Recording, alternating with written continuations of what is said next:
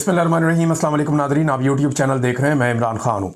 Nadreen, Kashmir के हवाले से, इसराइल के हवाले से बड़ी इंपॉर्टेंट डेवलपमेंट्स हैं। अब चीज़ें सामने आ रही और खुलकर प्लेयर्स जो हैं वो सामने आ रहे हैं।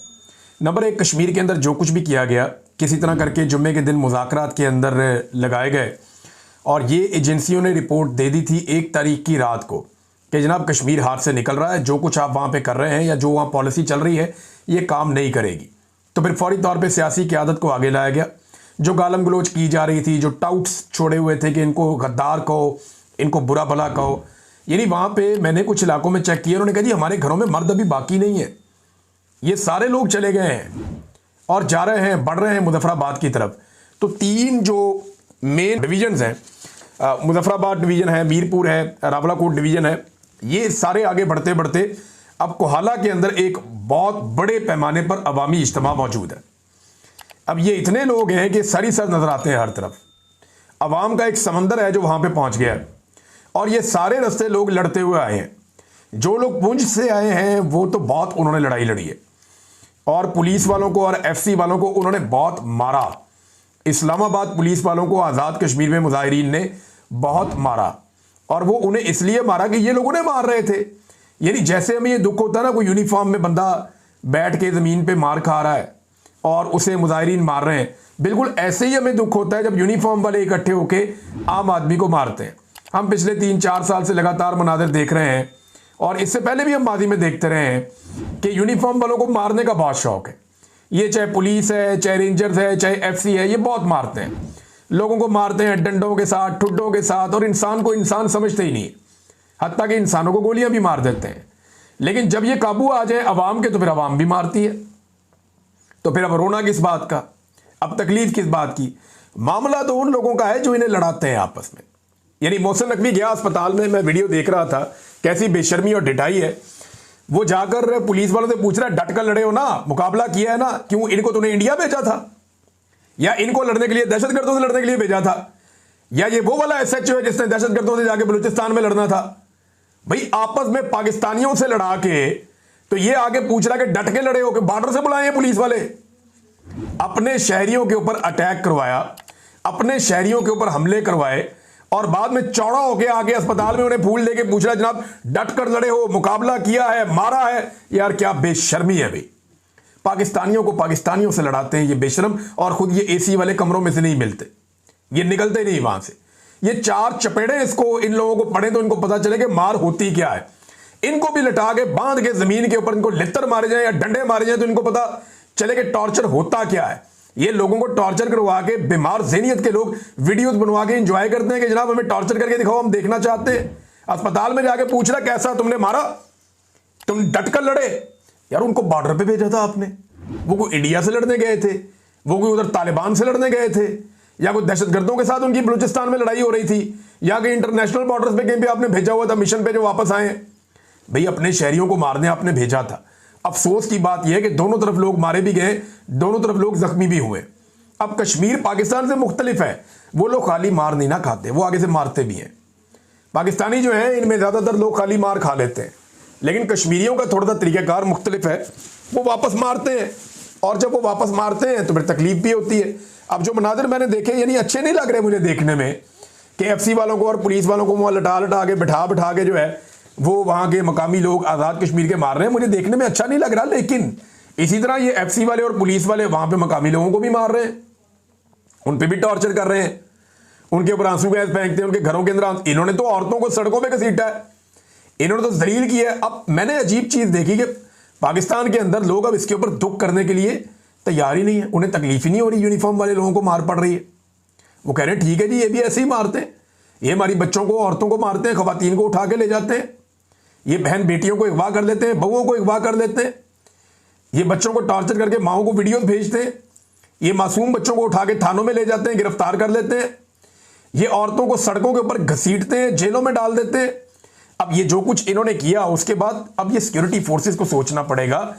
आपने कभी गौर किया है कि जो सबसे बड़ी सिक्योरिटी फोर्स है उसको इस काम के लिए इस्तेमाल नहीं किया जाता, गंदा किया जाता है हमेशा पुलिस को।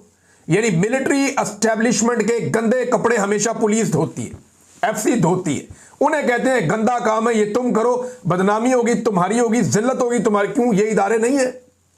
इन्होंने तो रोजाना अवाम के बीच में रहना होता है, अवाम के बीच में जाना होता है।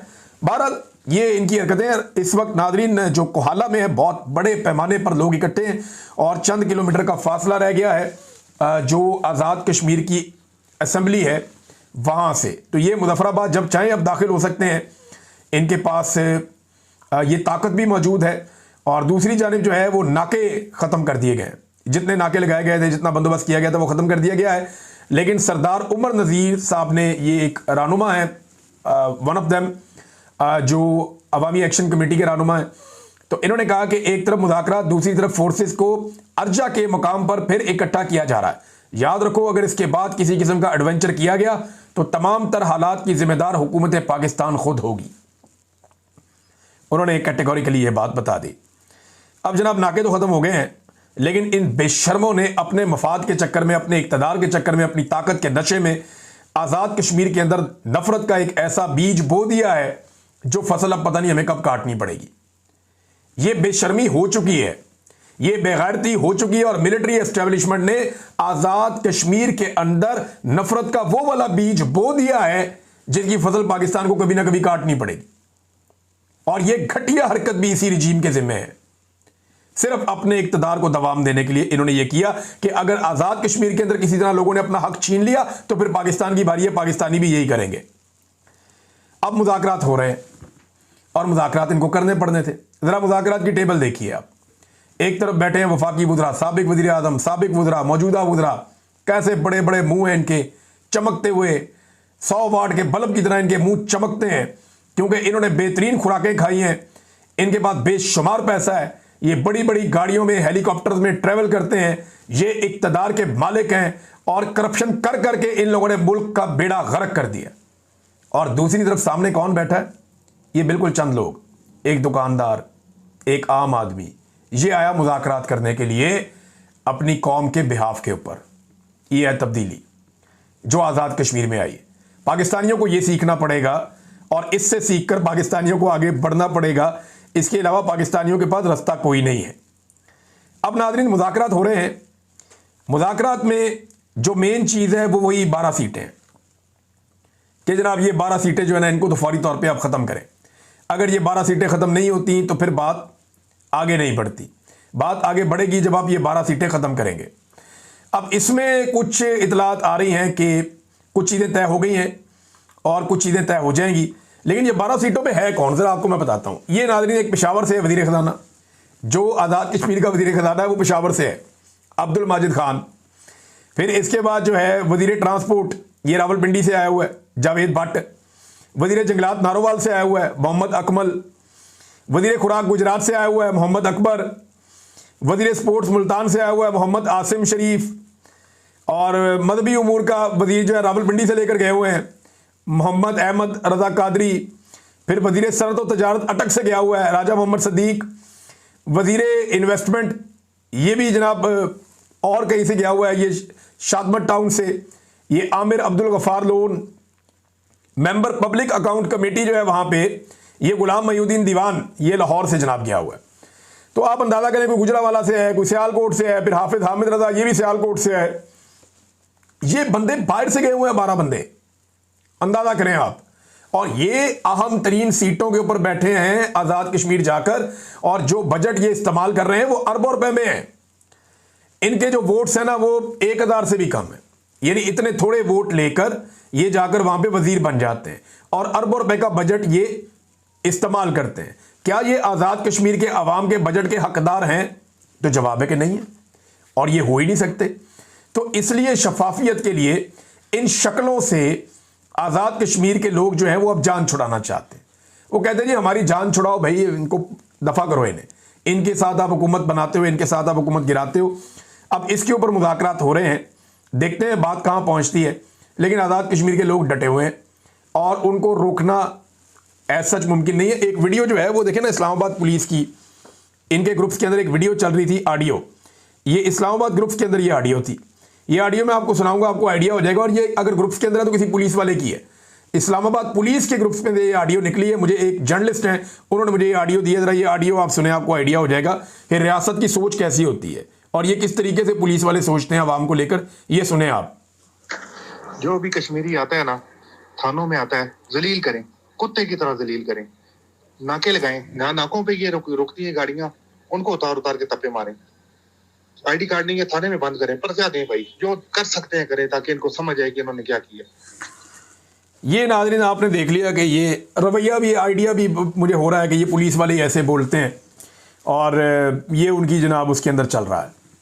पुलिस का एक ग्रुप है, व्हाट्सएप ग्रुप, उसके अंदर ये चल रहा था। वहाँ से ये निकला कि जनाब जो मिल जाए कश्मीरी उसको तफ़े मार। यही इन्होंने पठानों के साथ किया था, पश्तूनों के साथ। जो आदमी पश्तून नजर आता था उठाओ इसको। कोई किसी का ड्राइवर है, कोई किसी का माली है, कोई वहाँ पे नौकरी करता है, किसी का वहाँ कारोबार है, किसी का होटल है, कोई काम करने के लिए आया हुआ है, वो सारे उठा उठा के बंद करना शुरू कर दिए थे। बड़ा रिएक्शन आया था खैबर पख्तूनख्वा के लोगों की तरफ से कि यार हमारे साथ क्यों ज्यादती कर रहे हो, ये हम किसी और मुल्क में तो नहीं आ रहे, अब कश्मीर के शहरियों के साथ इस तरह का सलूक करेंगे। ये घटियापन है, बेगैरती है, बेशर्मी है, इसको फौरी तौर पे बंद किया जाना चाहिए। दूसरा नाज़रीन, एक और चीज़ मैं आपको बताता हूँ। ये तो चले आज़ाद कश्मीर की चीज़ें हैं ना, ये तो मुज़ाकरात होंगे तो पता चलेगा कि क्या इसमें से निकलता है। हुकूमत को यहाँ घुटने टेकने पड़ेंगे, लोग अपने मुतालबात मनवा लेंगे, जो दिखाई दे रहा है। अब पाकिस्तान के अंदर अगर आप देखें तो ख़ास तौर पे पंजाब में जो हुक्मरान हैं उन्होंने आसिम मुनीर और डोनाल्ड ट्रंप के बिल बोर्ड्स लगा दिए हैं। इसमें शहबाज शरीफ भी है, हिफ्ज़ मा तकद्दुम, बीच में नवाज शरीफ को भी डाला हुआ है थोड़ा सा, मरियम नवाज को भी। ये सिर्फ खाना पूरी करने के लिए। इंपॉर्टेंट बंदे तो दो ही हैं, आसिम मुनीर और डोनाल्ड ट्रंप। अब इनके फोटो लगा दिए गए हैं। एक तो आसिम मुनीर की तस्वीर जो है वो सियासतदानों के साथ ये जेब ही नहीं देती, ये होनी नहीं चाहिए थी। यानी इनका ये काम ही नहीं है ना, एक सरकारी अफसर की फोटो उठा के आप लगा दें, उसका वो काम ही नहीं है, वो तो सिक्योरिटी का काम है। तो आसिम मुनीर का फोटो उठा के आपने लगा दिया, कल आप आईजी का लगा देंगे, परसों आप किसी और का लगा देंगे, चीफ सेक्रेटरी का लगा देंगे, होम सेक्रेटरी का लगा देंगे। तो ये फिर हैं तो सारे एक ही रैंक के लोग हैं ना।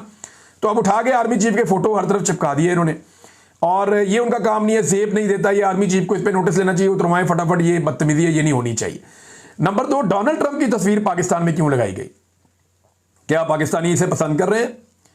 नहीं, ये डोनाल्ड ट्रंप को लुभाने के लिए लगाई गई। ये तस्वीर और होर्डिंग्स लगा के इनकी रिपोर्ट बनाकर बाकायदा अमेरिका भेजी जाएगी डोनाल्ड ट्रंप को। क्यों भेजी जाएगी अभी बताता हूं, लेकिन पाकिस्तानी इसे पसंद इसलिए नहीं कर रहे। रिएक्शन आ रहा है लोगों का कि लोग ये कहते हैं कि डोनाल्ड ट्रंप इसराइल के सबसे बड़े हमायती हैं, इसराइली पॉलिसीज के सबसे बड़े सपोर्टर हैं और नेतन्याहू के बड़े अच्छे दोस्त हैं, और वो ये बातें अपने मुंह से कहते हैं, किसी और को कहने की जरूरत नहीं है, अंडरस्टूड है। तो क्योंकि इसराइल की पॉलिसी से पाकिस्तानी सख्त नाला हैं, नाराज हैं, तो उनके बेहतरीन दोस्त की फोटोज को यूं लगाना उस वक्त जब वहां पे बच्चों का कत्लेआम हो रहा है इसराइल में, ये नामुनासिब है। लेकिन पाकिस्तान की हुकूमत जो है वो इन्हें देना चाहती है अमन का नोबेल पीस प्राइज। हालांकि जंगबंदी के तमाम करारदादों को डोनाल्ड ट्रंप की जो अमरीकी हुकूमत है वो वहां पे वीटो कर देती है अक़वाम मुत्तहिदा में। ये अमन होने भी नहीं देते, जंगबंदी भी नहीं होने दे रहे, और वो अपनी शराइत के ऊपर चीजें करना चाहते हैं। अब उन शराइत से भी हुकूमत भाग रही है। लेकिन ये इन्होंने किया क्यों, मैं आपको बताता हूं। ये सिर्फ डोनाल्ड ट्रंप को खुश करना चाहते हैं, और ये कर इसलिए रहे हैं कि इन्होंने ऑर्डर पहले से दे दिए थे। चीजें आने में बनने में तो 4 दिन लगते हैं, तो अब ये मार्केट के अंदर आके लग गई हैं। तो ये किया इन्होंने इसलिए है कि इन्होंने डोनाल्ड ट्रंप को दी दावत कि आप आए पाकिस्तान में, तो आपसे पाकिस्तानी बहुत प्यार करते हैं, तो बड़ा माहौल बना हुआ है। तो अब ये डोनाल्ड ट्रंप को घेर के पाकिस्तान में लाना चाहते हैं और उसके जरिए से अपनी कामयाबी के झंडे ये गाड़ना चाहते हैं। तो अभी तक तो इनको कंफर्मेशन कोई नहीं मिली, लेकिन इस किस्म की खुशामद करके ये कोशिश करेंगे कि डोनाल्ड ट्रंप कम से कम पाकिस्तान में आ जाए। शहबाज शरीफ ने नादरीन पाकिस्तान को फंसा दिया, क्योंकि इसहाक डार ने एक बात उठाई है। इसहाक डार ने कहा ये वो मुआहदा ही नहीं है जो शहबाज शरीफ को डोनाल्ड ट्रंप ने दिखाया था। तो शहबाज शरीफ ने जब ट्वीट की थी बकौल इसहाक डार के, उस वक्त शहबाज शरीफ को वो वाला मुआहदा पता था या वो वाला मंसूबा पता था जो डोनाल्ड ट्रंप और शहबाज शरीफ के बीच में तय हुआ था। तो डोनाल्ड ट्रंप ने बाद में धोखा दिया और वो तब्दील कर दिया। अब ये इसहाक डार कह रहे हैं, अल्फाज मुख्तलिफ हो सकते हैं, कहानी यही सुनाई है उन्होंने। इसहाक डार साहब ने कहा कि शहबाज शरीफ और डोनाल्ड ट्रंप ने जो चीजें तय की, उन चीजों की रोशनी में शहबाज शरीफ ने ट्वीट करके शाबाश दे दी, लेकिन बाद में पता चला कि डोनाल्ड ट्रंप ने वो चीजें तब्दील कर दी हैं, लिहाजा इन चीजों पे हम इत्तफाक नहीं करते। तो भाई नहीं करते तो लिखे ना शहबाज शरीफ, शहबाज शरीफ लिखे ना, शहबाज शरीफ लिखे कि इससे पहले डोनाल्ड ट्रंप ने जिन बातों पे मेरे साथ इत्तफाक किया था ये वो बातें नहीं है, मुझे धोखा दिया गया अमेरिका के अंदर और मैं धोखे में नहीं आऊंगा, मैं इन्हें कबूल नहीं करता, बैठो दोबारा डिस्कशन करते हैं। कहे शहबाज शरीफ, ये बात कहे ना शहबाज शरीफ। वो नहीं कहेगा, क्योंकि वो ये बातें तय करके आया। डोनाल्ड ट्रंप झूठ नहीं बोल रहा। डोनाल्ड ट्रंप की ये आदत है, वो बात मुंह के ऊपर कर देता है। उन्होंने चौक में रख दिया पकड़ के उसने आसिम मुनीर साहब को और शहबाज शरीफ को कि ये पहले दिन से मेरे साथ हैं, from beginning they are with me. और ये जो पोस्टर बैनर लग रहे हैं पूरे पाकिस्तान में, ये इस बात का सबूत है कि आसिम मुनीर और शहबाज शरीफ डोनाल्ड ट्रंप की हां में हां मिलाकर आए हैं और डोनाल्ड ट्रंप कोई धोखा नहीं दे रहा। ये कहते हैं डोनाल्ड ट्रंप धोखा दे रहा है। भाई अगर डोनाल्ड ट्रंप धोखा दे रहा है तो जो दो बंदे मिलकर आए हैं वो कहे ना। या तो आसिम मुनीर साहब कहें कि डोनाल्ड ट्रंप ने हमसे बात कुछ और की थी और अब कुछ और कर रहा है, ये धोखा हम नहीं मानते। या शहबाज शरीफ कहे कि डोनाल्ड ट्रंप ने हमसे बात कुछ और की थी और अब जो वो कर रहा है ये वो नहीं है, तो हम नहीं मानते। ये नहीं कहेंगे। अच्छा, वो खातून जो है शमा जुनेजो, उनके वाले मामले के ऊपर भी इसहाक डार साहब जो हैं वो कोई जवाब नहीं दे सके। उन्होंने कहा जी मैंने नहीं उनको लेकर गया, वो वजीर आजम लेकर गया, वजीर आजम पर डाल दिया उन्होंने। यानी हैरत की बात यह है, इसहाक डार साहब ने अपनी वजारत से जान छुड़ा के शमा जुनेजो की जिम्मेदारी वजीर आजम पर डाल दी है। और उन्होंने कहा जी अक़वाम मुत्तहिदा में वफद जाता है वो वजीर खारजा के दस्तखत से ज़रूर जाता है, हमने शमा जुनेजो का नाम इस में नहीं भेजा। दूसरा जो वफद होता है ये वजीर आजम का होता है और ये मोहतरमा उसका हिस्सा थी। वजीर आजम के साथ इनका बहुत सारा स्टाफ होता है। यानी अब आप अंदाज़ा करें कि वो खातून जाने और शहबाज शरीफ जाने, यानी वो भी डार साहब ने चुप के शहबाज शरीफ पे रख दी। तो डार साहब ने सारा का सारा बोझ शहबाज शरीफ पे डाल दिया, आसिम मुनीर पे डाल दिया कि जनाब ये बंदे आपको बताएंगे कि डोनाल्ड ट्रंप ने धोखा दिया या नहीं दिया, और ये बंदे आपको बताएंगे कि ये शमा जुनेजो नामी जो खातून है, ये जो इसराइल को बहुत पसंद करती हैं, वो उसको चाहती हैं कि पाकिस्तान उसको वो कबूल कर दे या पाकिस्तान उसको तस्लीम कर दे, ये खातून वहाँ पे कैसे पहुंची। ये अब मामला इधर पहुंच गया। यानी कैसी बदकिस्मती है। सारी ज़िंदगी इस खातून ने जिन लोगों के लिए कुर्बानियाँ दी, जिन लोगों के लिए आवाज़ उठाई, जिन लोगों के लिए लोगों को गालियाँ दी, बदतमीज़ी की, अपनी ज़ुबान भी गंदी की, दूसरों की भी, अब वो खातून जो है उनको ये ओन ही नहीं कर रहे। वो कहते जी मैं नहीं जानता, वो कहते मैं नहीं जानता, वो कहते मैं नहीं जानता। वज़ीर कानून भी मुकर गया, वज़ीर दिफा भी मुकर गया, वज़ीर ख़जाना भी बिलाखिर मुकर गया। अंदाज़ा करें आप कैसे इनके हालात हैं, और ये पतले हालात हैं। अब एक और बात की उन्होंने कहा जी शमा जुनेजो साहिबा ने गैर जिम्मेदारी का मुजाहरा किया और इन्हें ट्वीट करके नहीं बताना चाहिए था कि वो एयरफोर्स वन के तैयारे पर सवार हो चुकी हैं। और यानी मैं हैरान हो रहा हूं कि भाई एयरफोर्स वन के सवारे पे कोई भी ऐरा गैरा आके सवार हो जाएगा, तुसी बैठाओगे तो बैठेगा ना।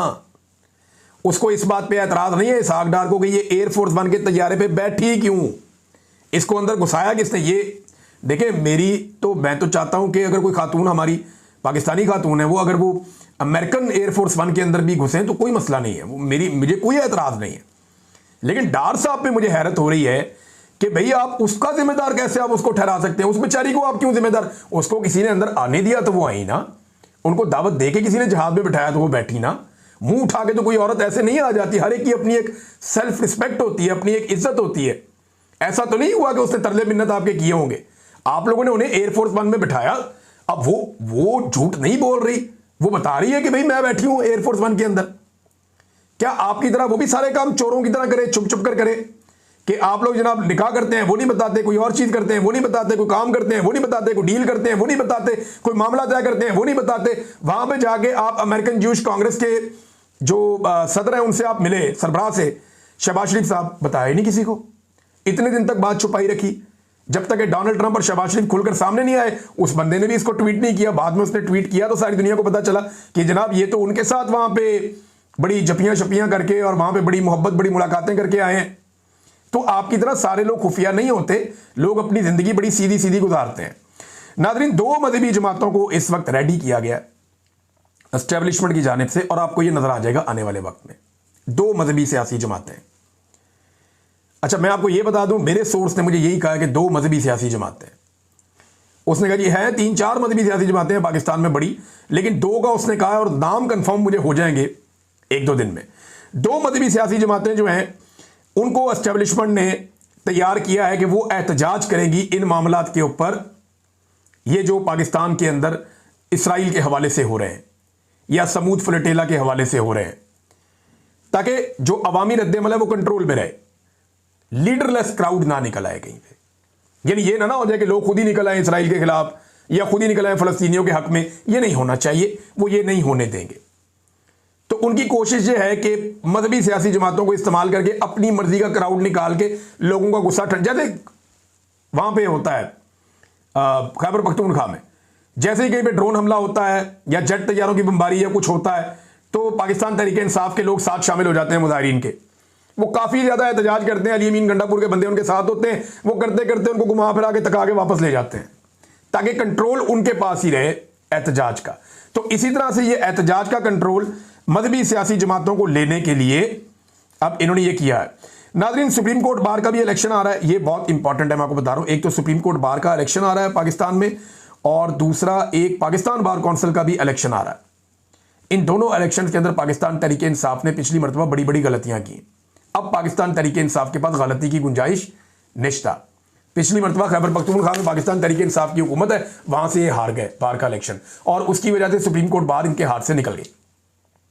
ये बड़ी इंपॉर्टेंट सीट है, पाकिस्तान तहरीक इंसाफ को पूरा जोर लगा के अपने उम्मीदवार को इस मरतबा जितवाना पड़ेगा, वरना अदलिया के अंदर जो थोड़ा बहुत दमखम रह गया वो भी गया, और अदलिया के हवाले से कुछ भी पाकिस्तान तहरीक इंसाफ नहीं कर पाएगी। ये सिर्फ तमाशा देखते रहेंगे। ये इनके बाद एक मौका है। अच्छा नाज़रीन, एक और बड़ी इंटरेस्टिंग चीज़ हुई पाकिस्तान में। मैंने ये सवाल उठाया था आज से 1.5 साल पहले, और मैं और सेनेटर मुश्ताक इकट्ठे खड़े थे। मैंने ये पूछा था कि क्या पाकिस्तान में अब इसराइल के खिलाफ एहतजाज करना मामला ख़त्म हो गया है? पीटीवी दिखाता ही नहीं। क्या अब पाकिस्तान में फ़लस्तीनियों के हक में निकलना जो है वो मामला ख़त्म हो गया?